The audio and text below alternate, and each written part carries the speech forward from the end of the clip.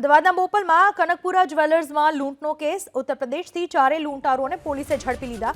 અમદાવાદ ગ્રામ્ય પોલીસે ઉત્તર પ્રદેશથી ઝડપ્યા લૂંટારુઓને। લૂંટ બાદ લૂંટારુઓ બાઇકથી ગાઝિયાબાદ પહોંચ્યાનો ખુલાસો થયો।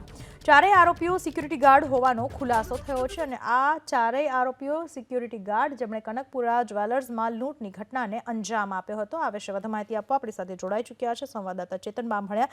ચેતન, કઈ રીતે કડી હાથ લાગી હતી કે આ તમામ સિક્યુરિટી છે અને અન્ય રાજ્યમાં પહોંચી ચૂક્યા છે? કઈ રીતે તેમની ધરપકડ કરવામાં આવી?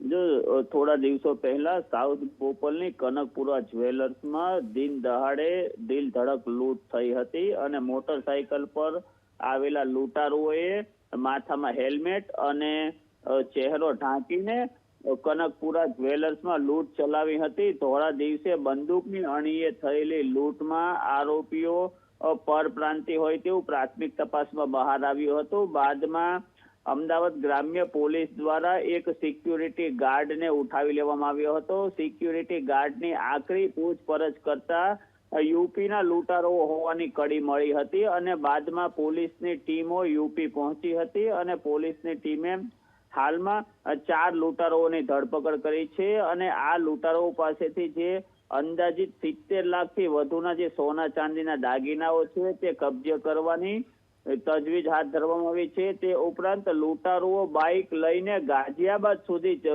ભાગી ગયા હતા કારણ કે લૂંટારુઓને ડર હતો કે સીસીટીવીમાં તેઓ કેદ થઈ ગયા છે અને આ સીસીટીવીના આધારે ગમે ત્યારે તેમની ધરપકડ કરી શકે છે પોલીસ। તેથી પોલીસ ધરપકડથી બચવા માટે તેઓ યુપીના ગાઝિયાબાદ પહોંચી ગયા હતા, પરંતુ પોલીસને આ બોપલ જે કનકપુર લૂંટના જે હત્યારાઓ છે ત્યાં સુધી પહોંચવામાં જે સિક્યુરિટી ગાર્ડને જે પોલીસે ઉઠાવ્યો તેની પાસેથી મહત્વપૂર્ણ જાણકારી મળી હતી અને આ જાણકારીના આધારે પોલીસે આરોપીઓની ધરપકડ કરી છે। જી, આભાર આપનો તમામ માહિતી બદલ।